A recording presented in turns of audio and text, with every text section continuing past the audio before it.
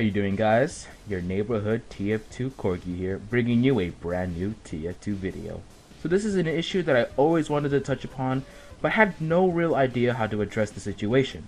The situation being the usage of the Backscratcher and how no one uses it. I mean, seriously, no one uses it. It's underrated, and I'll tell you why, through the power of psychology. Oh my god, Walt said a really educated word. Unsubscribe, unlike, uncommented, everything. No, I know people are about to click away from this video because I just said a fancy smatsy word, but let me explain for just 2 seconds. I will be discussing why no one uses the Backscratcher with evidence from psychology as simple and easy as possible, so that people who don't know what psychology is can understand. Before I start getting into the juicy things, let me talk about the attributes to the Backscratcher. Well, basically you're giving a 25% damage increase on the weapon, giving you 81 damage per swing, 110 per mini crit, and 244 on a critical hit. You can also get double the amount of health from a health pack. And to put this into perspective, let's look at the medium-sized health packs. If you are using any other melee besides the Backscratcher, you'll receive only 88 plus health per medkit. But with the Backscratcher equipped, you will receive a grand total of 132 health for every medium-sized health kit. But in return, you will be penalized with negative 75% slower health regeneration from medics, dispensers, and payload carts. But wait, this isn't technically bad. This is called a positively negative attribution. It's negative on your part that you need to wait longer to restore your health back to full health, but positive for a specific class, the German medics. When someone is on low health, their uber charge rate builds faster. See what I'm getting here? Well, since it will take longer for you to get your health back, your medic's uber will build significantly faster. So this negative attribute creates a hidden positive attribute that people don't usually see. The only real negative are dispensers. Don't use them. So that means the Backscratcher's positives far outweigh its negatives by a landslide if you look at the negatives as a way to support others. Some might say it's an immediate upgrade to most of the available pyro melees. But in the end, nobody still uses it. Which is basically my problem. How can a community just simply ignore a weapon that usually outcompetes any of the other pyro melees in today's world? Well, here's your answer. These two. Ready for the juicy content? You ready for some of that good old psychology? We can all agree that the Extinguisher and the Power Jack were one of the most mainstream weapons for Pyro in Team Fortress 2, without a doubt.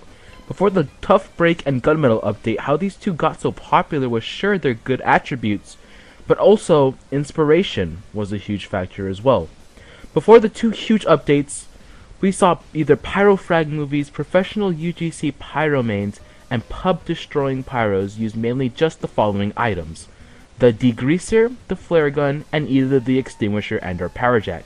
And they used it well. And many saw this as an act of inspiration, which caused many TF2 players to mimic their loadouts and try to become a professional pyro main themselves. This is called the availability bias, where someone sees an event that's memorable that causes a specific reaction. A TF2 player sees a memorable event, for example a Pyro Frag movie, which causes the reaction of him wanting to become them. However, due to the massive nerfs put upon them in the Gunmetal and Tough Break update, we are left with simply the outer shell of what these weapons once were. The Extinguisher is now equipped with a negative 75% slower switch speed and a 20% slower attack speed, to a point where it's basically almost unusable, and the Power Jack is now known as the Escape Plan 2.0. You no longer gain that plus 75 health regeneration after every kill, rather it was lowered to a mere 25. And now you are 20% vulnerable to all damage when you have it equipped, rather when you physically have it out.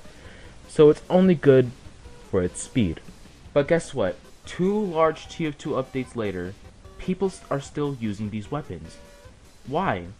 Their negatives far outweigh their positives, yet people are still using them as if it was their own intended purpose, when it's supposed to be used for something else. And they will go their entire way to ignore any of the facts that don't support their claims that the Power Jack and the Extinguisher are the gods of TF2. This is called selective attention bias. This is selective attention bias because they are so used to using the Extinguisher and the Power Jack before the big TF2 updates that they are now officially afraid of change. Dear fellow Pyros who still use the Extinguisher and the Power Jack, what if I told you that the Backscratcher was a combination of both the Extinguisher and the Power Jack? Don't believe me? Let me explain. Let's look back at the extinguisher first. The reason why you want to use the extinguisher is to inflict massive damage on your enemies, but is it worth the 75% slower deploy rate and the slower swing speed? Of course not. However, the Backscratcher offers extra damage, but it's not obviously critical damage when someone's on fire. But in return, you no longer have that pathetic deploy rate and slower swing speed. And yes, you have critical random hits. On the Backscratcher, that deals 244 damage, 50 plus damage higher than the extinguisher when someone was on fire. How the power jack relates to the Backscratcher is that Valve stripped the 75 plus health on kill because it caused many pyros to run around all willy-nilly hitting people with also a faster speed to make you more evasive. When they removed the massive health on kill, they destroyed the degreaser plus power jack combo and is now used to only escape rather dangerous situations. However, the Backscratcher does not offer health on every kill, but it offers 50% extra health on health packs. But let's be honest, you're still going to use the power jack because you can run supersonic speed. But if you know your knowledge around the map and know where most health packs are, the Backscratcher can be quite rewarding. Let's look at an example. If you were put on low health, let's say you only had 15 health. If you had the power jack on, you might escape in hopes you can find that health pack.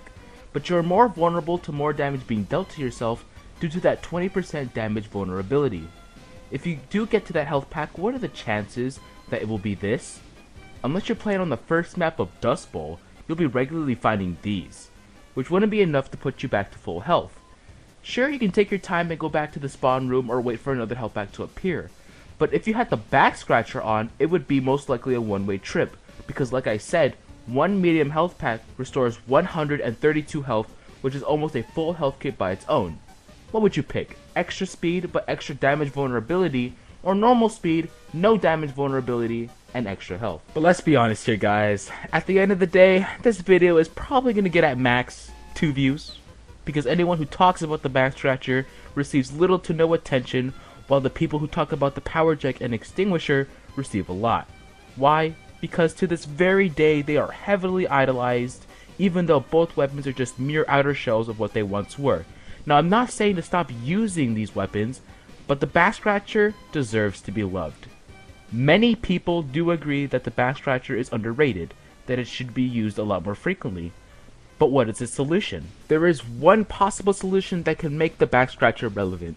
We need an authoritative figure. Someone rather famous in the TF2 community that can say, hey, the Backscratcher is good as well.